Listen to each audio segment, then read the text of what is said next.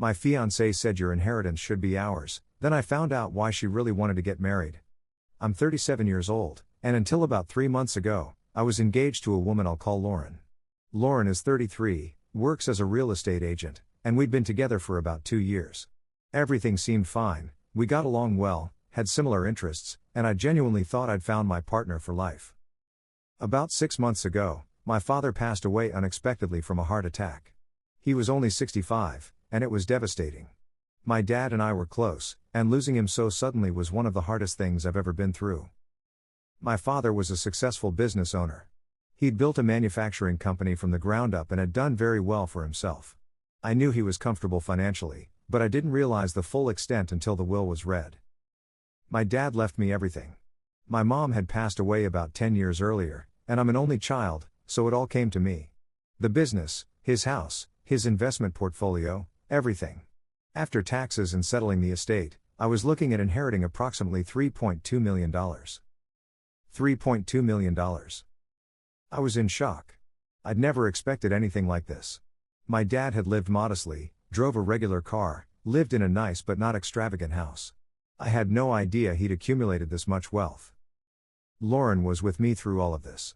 She came to the funeral, supported me through my grief, helped me deal with all the paperwork and legal stuff that comes with someone passing away.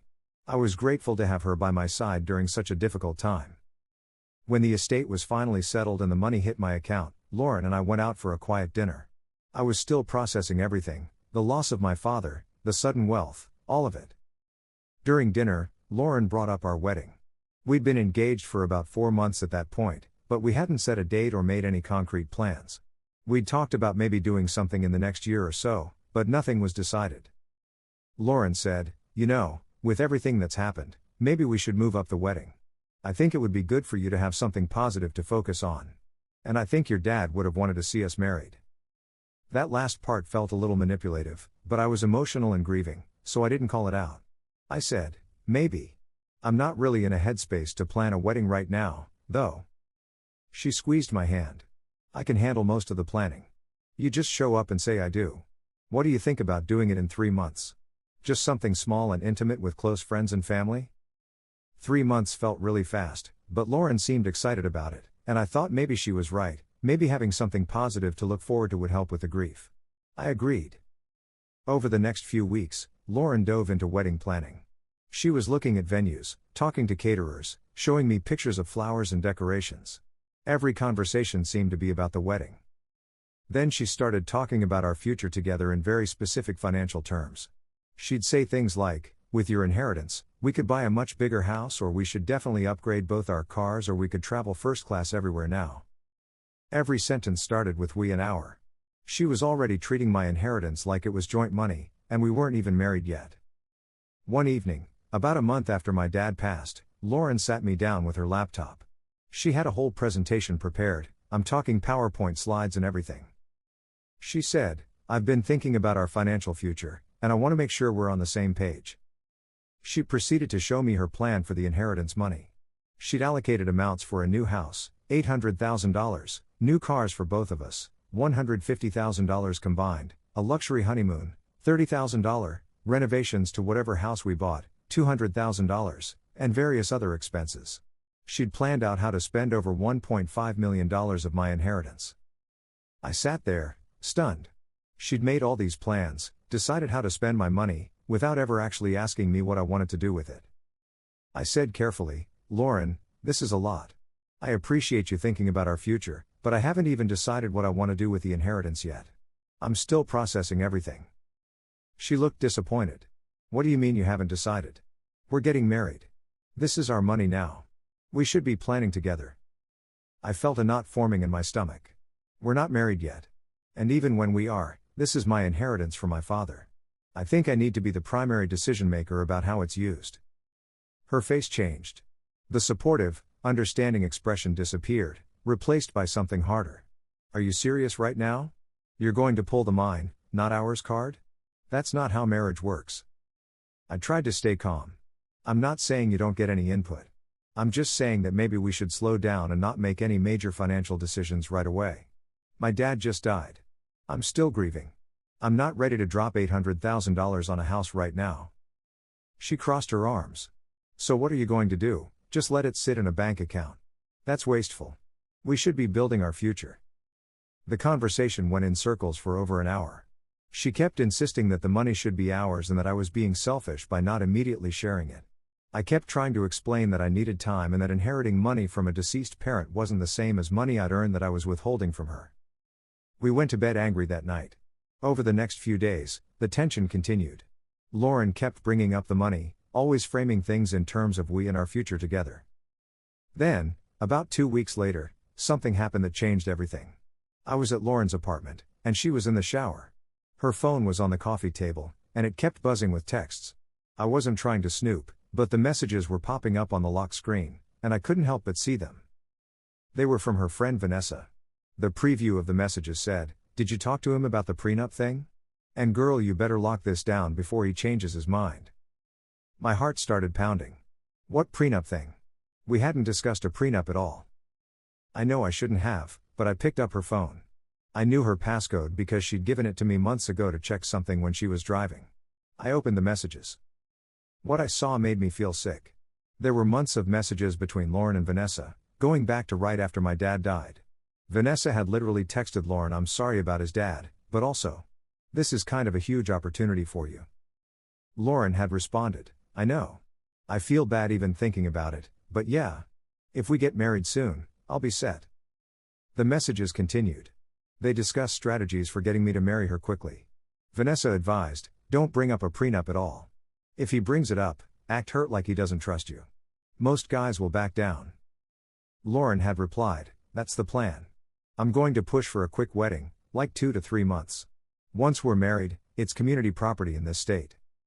There were messages about how much of the inheritance she'd be entitled to in a divorce. Messages about how she'd played the supportive girlfriend perfectly during my grief. Messages where she calculated that even if the marriage only lasted a few years, she'd walk away with at least $1 million in a divorce settlement. I felt like I'd been punched in the gut. This woman, who I'd thought loved me, who I'd been planning to spend my life with, had been scheming to marry me for my inheritance the entire time. I took screenshots of everything and sent them to my own phone. Then I put her phone back exactly where it was and sat on the couch, my mind racing. When Lauren got out of the shower, I was still sitting there, trying to process what I'd just discovered. She came out cheerful, talking about a wedding venue she'd found, completely oblivious to the fact that I'd just uncovered her entire plan. I didn't say anything that night. I needed time to think about how to handle this. I went home and barely slept, reading through those screenshots over and over, each message making me angrier. The next day, I called a lawyer. I showed him the messages and explained the situation. He advised me to end the engagement immediately and to be very careful about protecting my assets going forward. That evening, I asked Lauren to meet me at a coffee shop. Neutral territory. She showed up excited, probably thinking I was finally ready to talk about spending the inheritance on all her plans. I sat down across from her and said, "We need to talk about the wedding." She smiled. "Yes. Did you think about the venue I showed you?" I shook my head. "Lauren, I'm not going to marry you. The engagement is off." Her smile disappeared instantly. "What? Why? What happened?" I pulled out my phone and showed her the screenshots of her conversation with Vanessa. "This is why." I watched the color drain from her face as she scrolled through the messages. She tried to hand my phone back, stammering, "I can explain. Those messages aren't. You're taking them out of context." I said calmly, "There's no context that makes this okay. You've been planning to marry me for my money since the day my father died.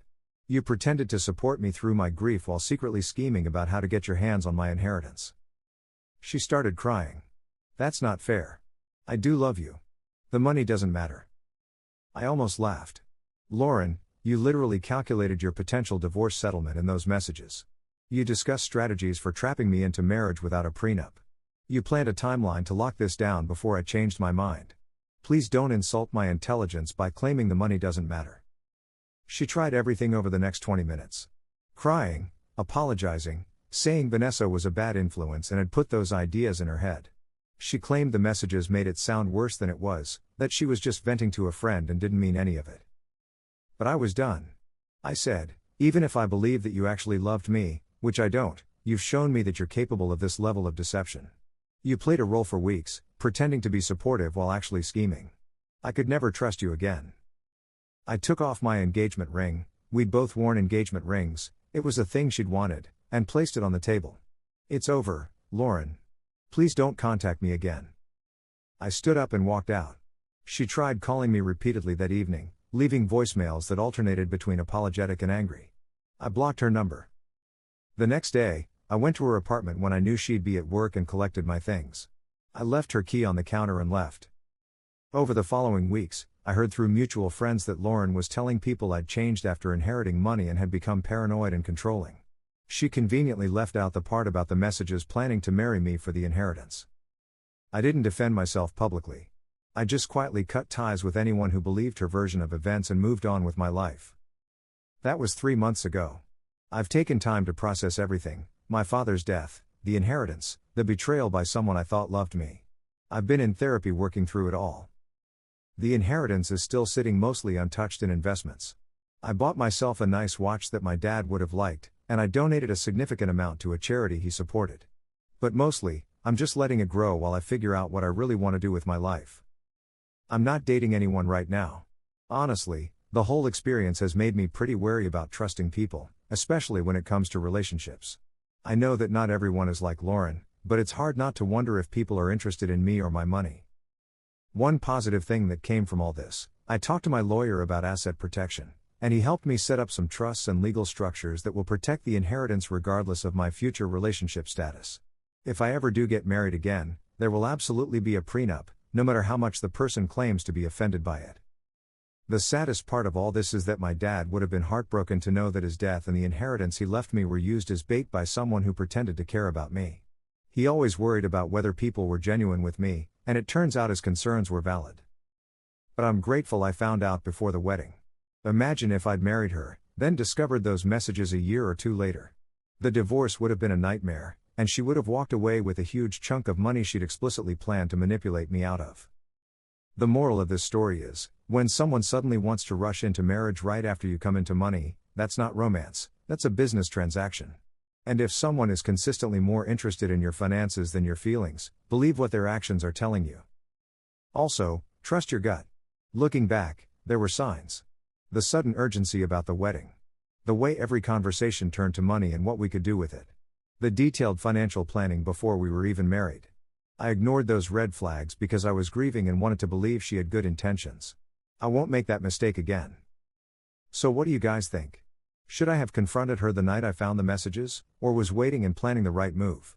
Have any of you experienced something similar where someone's intentions were revealed? Let me know in the comments below. And if you enjoyed this story, make sure to hit that like button and subscribe for more content.